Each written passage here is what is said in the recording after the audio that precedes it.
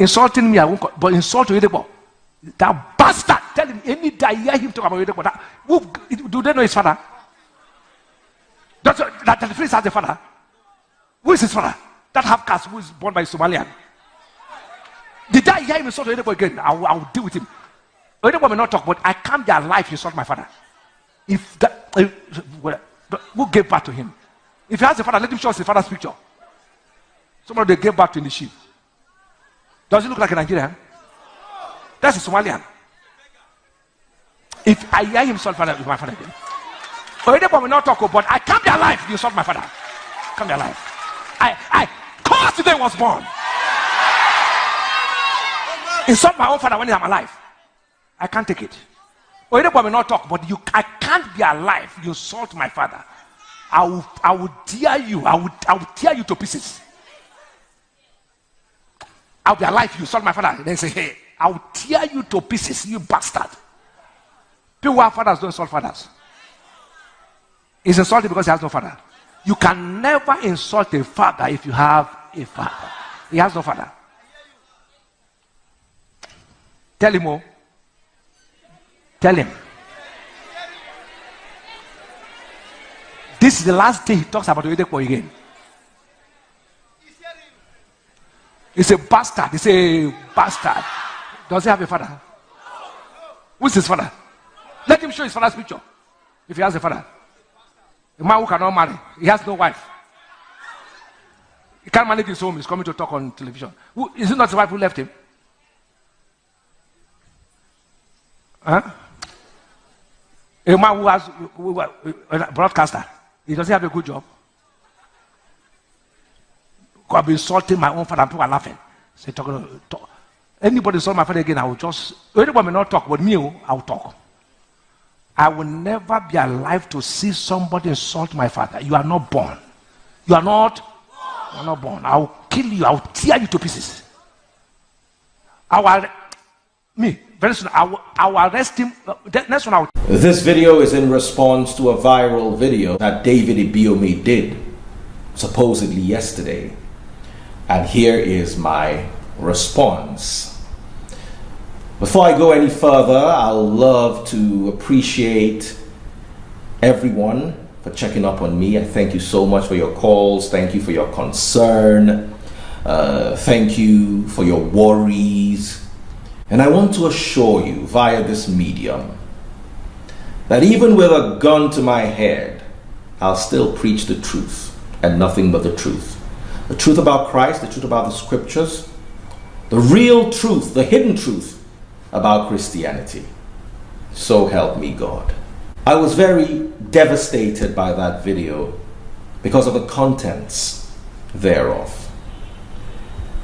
I didn't insult Bishop David Oyedepo.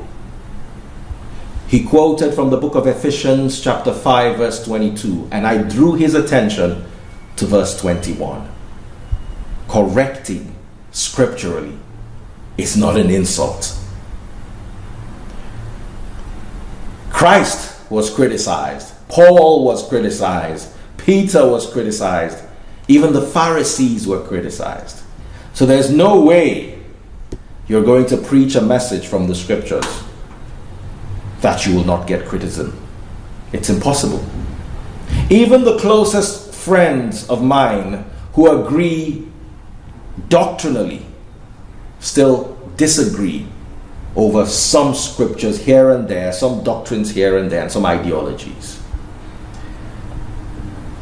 I find it very devastating that just to get to me, Pastor Ibiyemi, you will drag the whole Somalian nation. I'm very proud to associate myself with Somalians and Somalia because they are a beautiful people, beautiful Africans like you and I. It is hate speech to undermine them with derogatory words. Is it not just a Somalian? Like there's anything wrong with being Somalian. To all my followers and fans in Somalia, I love you all and I'm proud to be associated with you, even though by birth I'm not Somalian. My mom is European, and my father is Yoruba. Going beyond this, I also need to draw the attention of the public and the law enforcement to the threat of life that was issued to me in that video. Pastor Ibiyemi, I don't know if you realize that the threat to life is a criminal offense.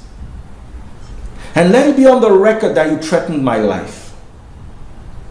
Is this how Nigeria is going to accept this? If anything happens to me, I hope you know who to hold responsible.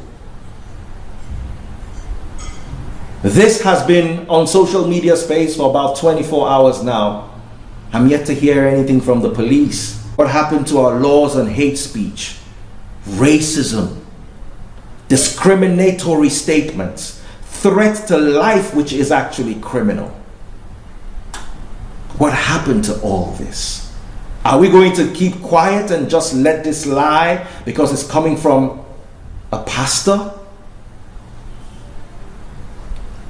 Pastor Ibiyemi, you went on again to undermine the noble profession of broadcasting. I'm a proud broadcaster for the last 25 years. I've dedicated my life to this beautiful, noble profession. I've taken my children along with me to the radio to familiarize themselves with the radio, hoping that one or two of them can fall in love with it. You demean it to such a great extent. Such a glorious profession that disseminates very important information. A tool used by all of us, including the church. Are we going to make broadcasters feel bad for making broadcasting their career choice because of how little money is there? Maybe broadcasters should start collecting tithe and offering too, so you at least get the feeling that someone of your caliber is talking to you. I think you should apologize to every journalist, every broadcaster, for undermining our work. Furthermore, for challenging the irregularities I perceive in religion. Does that make me less of a human being? Are you aware that the word half caste is racist? The world is fighting against racism, systemic racism, outright racism. And it brings tears to my eyes that a black man will refer to a fellow black man during the time that people are crying that Black Lives Matter as a half caste. Hate speech, let me inform you, is criminal. It's derogatory to make such a remark, and I ask that you apologize for it. You say I'm not my father's son. I put it to you to prove who my real father is. Because with that verbal construct, you have insulted the integrity of my mother, who is a professor of law, Pastor Ibiyemi. Do you honestly believe that the tenets of Christianity were upheld in that video?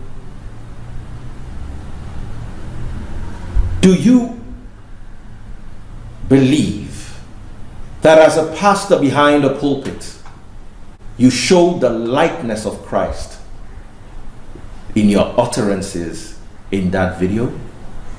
Is what you did in synchrony and symphony with the Christian scriptures?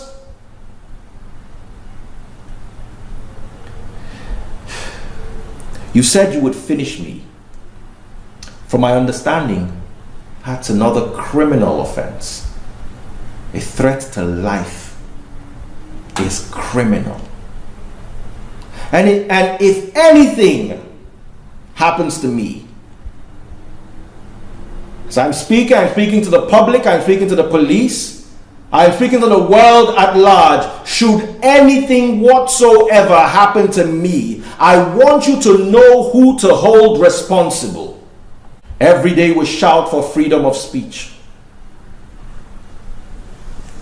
How can our dreams be shattered with threats of death from the ones we expect to guide our spiritual?